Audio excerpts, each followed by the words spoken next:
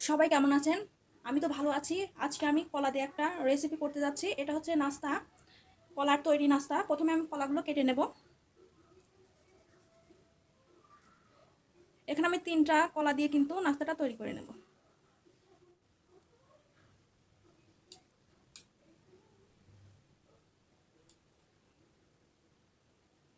এবার আমি এগুলো ধুয়ে নেব। আপনারা ধুয়েও নিতে পারেন, আবার মুছেও নিতে পারেন। দেখেন কলাগুলো আমি সুন্দর করে ধুয়ে তারপরে ভালো শুকনা ন্যাকড়া দিয়ে কিন্তু মুছে নিয়েছি। প্যানটা আমি বসিয়ে দিয়েছি, এর মধ্যে আমি তেল দিয়ে দেব। সাদা তেল দিয়ে দিচ্ছি।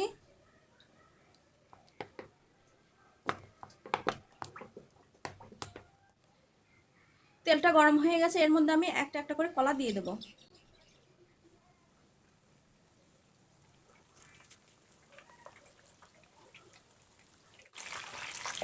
তেলের মধ্যে কিন্তু কলাগুলো ভালো করে আমি ভেজে নেব, এপাশ ওপাশ করে।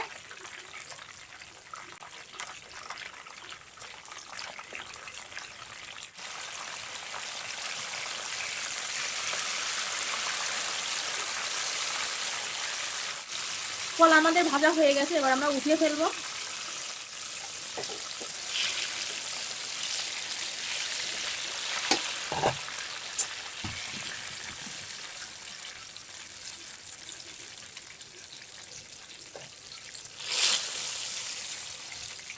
কলাগুলো আমি ভেজে ভালো করে দেখেন ঠান্ডা করে নিয়েছি। এবার এগুলো ছুলে নেব।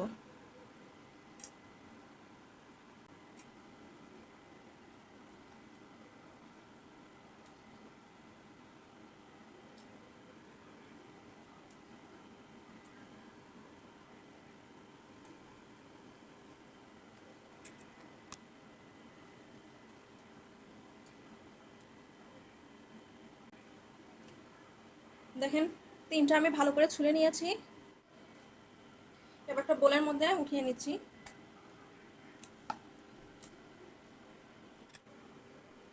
এবার আমি ভালো করে কলাটা মেখে নেব।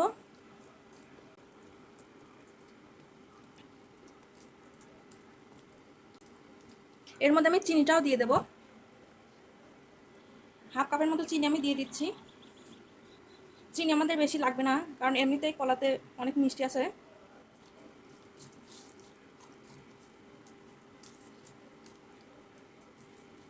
এটা কিন্তু ভালো করে মাখাতে হবে যাতে চিনিটা গলে যায়, সেজন্য একটু সময় নিয়ে আমি মেখে নিচ্ছি। চিনিটা গলে গেলে বাকি উপকরণগুলো এখানে দিয়ে দেব। দেখেন ভালো করে কিন্তু আমি মেখে নিয়েছি। এর মধ্যে আমি এখন চাউলের গুঁড়াটা দিয়ে দেব। 1 কাপ চাউলের গুঁড়া দিয়ে দিচ্ছি। আর এর মধ্যে একটা ডিমও দিয়ে দেব।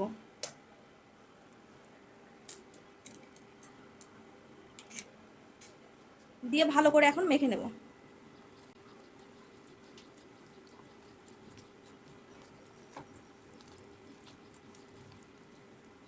এর মধ্যে আমি এবার আটা দিয়ে দেব। চাউলের গুঁড়া দিলাম যাতে করে পিঠাটা অনেক মুচমুচে হয় উপরটা, আর আটা দেব যাতে ভিতরটা নরম হয়, সেজন্য অল্প অল্প দিয়ে আমি মিক্স করে নেব।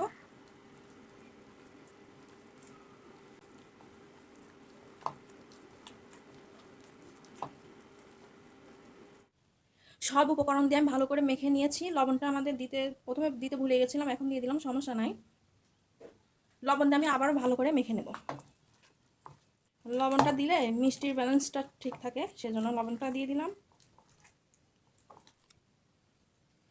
দেখেন নাস্তা তৈরি করার জন্য ডোটা আমাদের তৈরি হয়ে গেছে। এরকম হবে, কিন্তু একটু আঠালো আঠালো হবে, তাহলে পিঠার শেপটা অনেক ভালো আসবে। এভাবে করে দেখেন।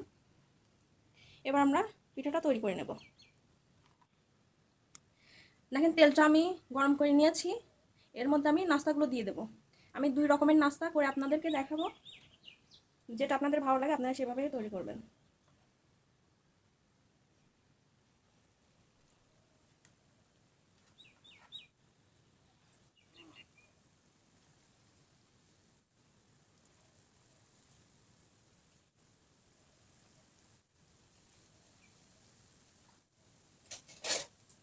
যেগুলো আগে দিয়েছি সেগুলো উল্টে দেব।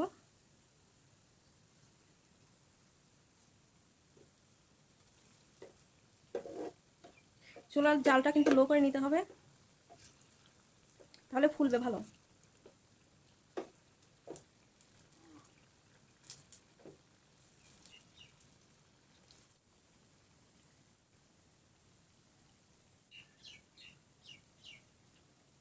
কি সুন্দর বলের মতো কিন্তু ফুলে উঠছে।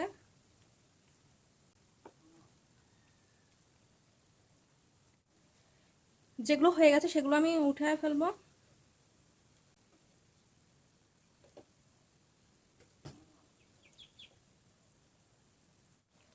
দেখেন উল্টে পাল্টে কিন্তু পিঠাগুলো আমি ভেজে নিচ্ছি।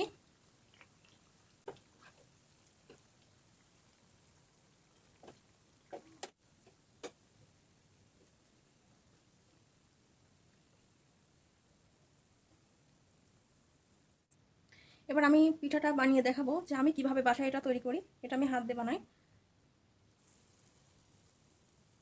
তাহলে গোল গোল হবে, দেখতে যেমন সুন্দর হবে, খেতেও কিন্তু ভালো লাগবে।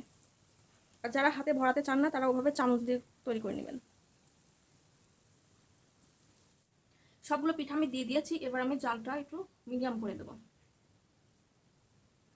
এবার আমি উল্টে দেবো।